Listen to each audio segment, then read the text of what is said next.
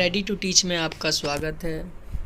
आज मैं 7th class की ज्योग्राफी का चैप्टर नंबर 4 वायु इसको एक्सप्लेन करने जा रहा हूँ, समझाने जा रहा हूँ इस चैप्टर को। आइए चैप्टर्स की ओर बढ़ते हैं और समझते हैं। वायु क्या है? हवा। ये हमारे आसपास, हमारे इन्वायरमेंट में पूरे में फैली पड़ी है। ये एक तरीके से चादर की तरह पूरी पृथ्वी पर चारों तरफ फैली हुई है, घिरी हुई है, या हम लोगों को हवा ने घेर रखा है।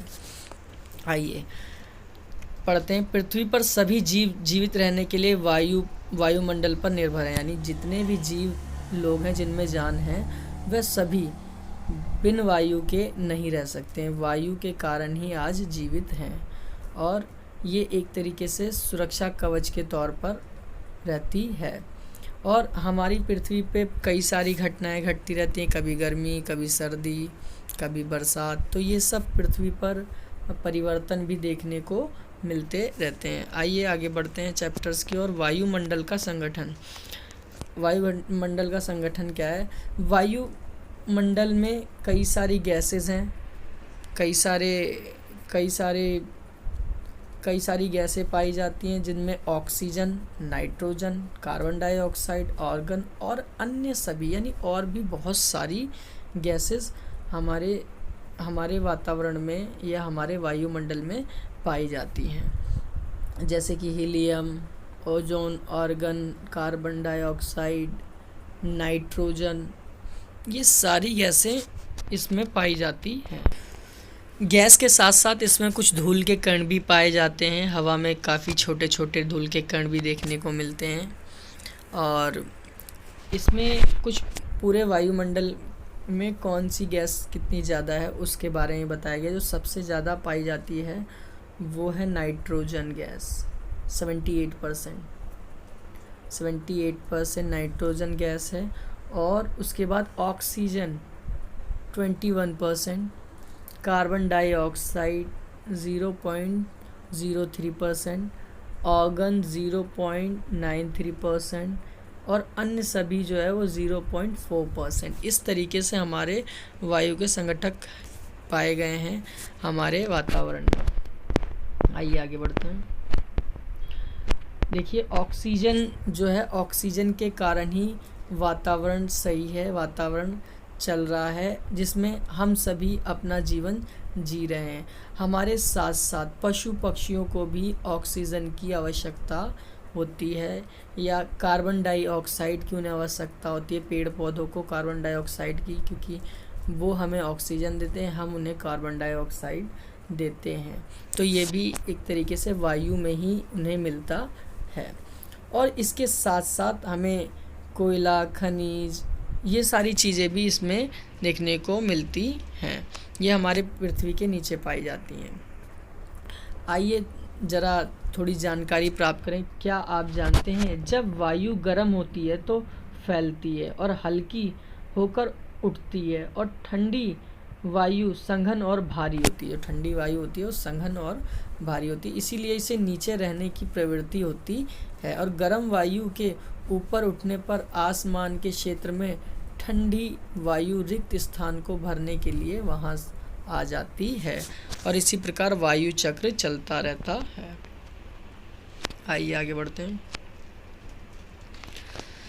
इसमें बताया वायुमंडल में प्रति वर्ष करोड़ों टन कार्बन डाइऑक्साइड की बढ़ोतरी होती है, और परिणाम स्वरूप कार्बन डाइऑक्साइड का बढ़ा हुआ आयतन पृथ्वी पर मौसम और जलवायु को प्रभावित करता है। यानी जो कार्बन डाइऑक्साइड जो बढ़ता है, यही मौसम की जलवायु में परिवर्तन करता है, या इसके आयतन पर प्रभाव डालता है। चलिए आगे बढ़ते हैं। वायुमंडल की संरचना देखिए। जो हमारा वायुमंडल है वो 5 परतों में विभाजित है। हमने पिछली क्लासों में भी पढ़ा था। ये 5 परतों में विभाजित है। एक है क्षोभमंडल, एक अगला है समताप मंडल, उसके आगे मध्यमंडल, उसके आगे बाह्यमंडल और लास्ट है बाहरी मंडल। तो इस तरीके से देखें तो ये 5 भागों में बटा हुआ है, जैसा कि इस चित्र में देखिए। इस चित्र में भी इस चीज़ को दर्शाया गया है। ये रहा सबसे नीचे जो है वो है शोभ मंडल, शोभ मंडल दिखाया गया है, और समताप मंडल, ठीक है। तो इस तरीके से दिखाया गया। और ये मध्य मंडल, मध्य मंडल के बाद ये फिर मध्य सीमा मंडल है, ये बाह्य मंडल, बाह्य वायुमंडल है, और फिर इसके ऊपर बाहरी मंडल। तो इस तरीके से ये परतें दिखाई गई हैं, ये वायुमंडल की परतें हैं। आइए अब थोड़ा थोड़ा सा इनके बारे में जानकारी प्राप्त करें। पहले हम पढ़ेंगे शोभ मंडल। शोभ मंडल क्या है? देखिए, शोभ मंडल ये परत वायुमंडल की सबसे महत्वपूर्ण परत है। इसकी औसतन ऊंचाई 13 किलोमीटर है। हम इस मंडल में मौजूद वायु में सांस लेते हैं, जैसे कि अभी जो हम सांस ले रहे हैं वो शोभ मंडल में ले रहे हैं। ये इस माहौल में हम सांस ले रहे हैं और यहाँ हम जीवन जी रहे हैं, हमें सांस मिल रही है। अगला जो पॉइंट है, अगला है समताप मंडल। शोभ मंडल के ऊपर वाला भाग, शोभ मंडल के ऊपर वाला भाग, इसको समताप मंडल कहा जाता है। आइए पढ़ते हैं। शोभ मंडल के ऊपर वाला भाग को समताप मंडल कहते हैं। ये लगभग 50 किलोमीटर की ऊंचाई में फैला हुआ है, और ये परत बादलों एवं मौसमों या मौसम संबंधित घटनाओं से लगभग मुक्त रहती है, और इसी में ही हवाई जहाज उड़ाया जाता है। जो हमारा समताप है, इसी में ही हमारे हवाई जहाज उड़ते हैं, ठीक है। आइए आगे बढ़ते हैं। समताप हो चुका है, अब आते हैं मध्य मंडल। मध्य मंडल क्या है? मध्य मंडल शब्द से पता चल रहा है बीच का, मध्य। तो वायुमंडल की तीसरी परत समताप मंडल के ठीक ऊपर होती है। ये लगभग 80 किलोमीटर की ऊंचाई तक फैली हुई है, और अंतरिक्ष में प्रवेश करने के लिए उल्कापिंड इसी परत में आने पर जल जाते हैं। जो ये परत है समताप, इसमें उल्कापिंड जल जाते हैं। ये जो उल्कापिंड दिख रहे हैं आपको, ये क्या हो जाते हैं? जल जाते हैं। अगला जो हमारा पॉइंट बनता है बाह्य वायुमंडल। बाह्य वायुमंडल जो है वो ये वाली परत है।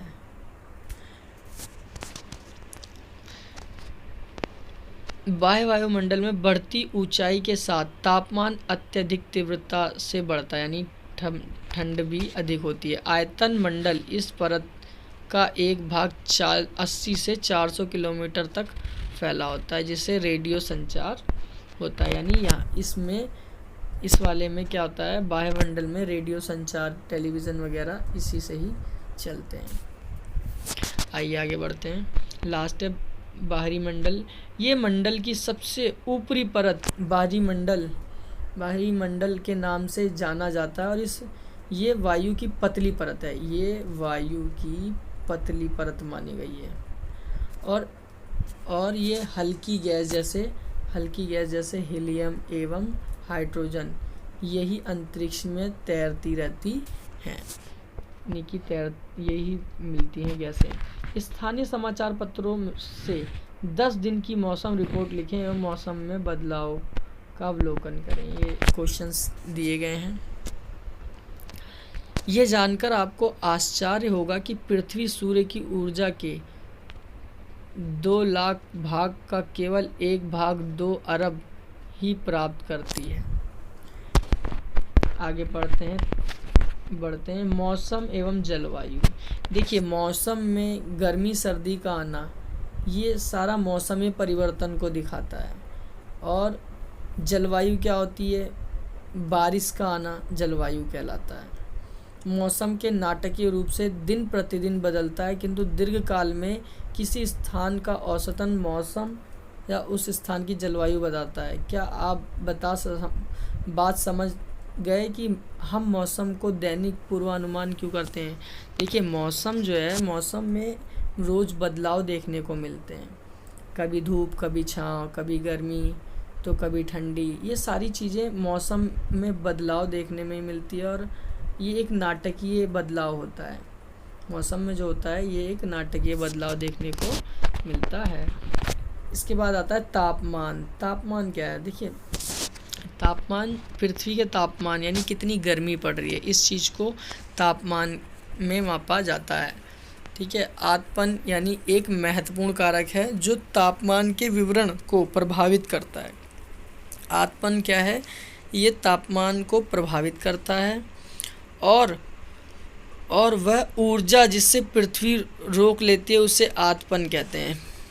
ठीक है, इससे पृथ्वी रोक लेती है, इसीलिए इसे आतपन कहलाता है। ठीक, आगे बढ़ते हैं।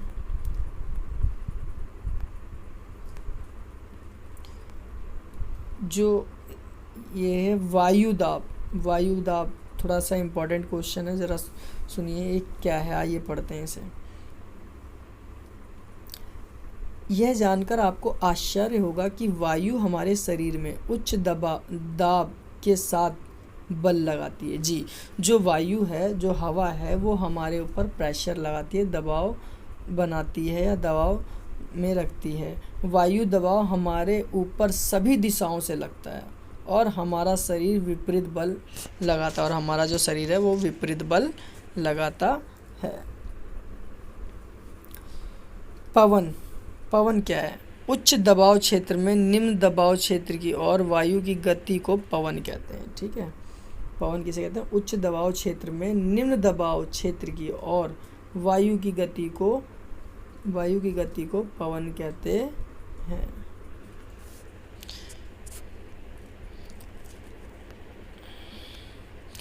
अब पवन की मुख्यतः 3 प्रकार में विभाजित किया गया है, उनको पढ़ते हैं।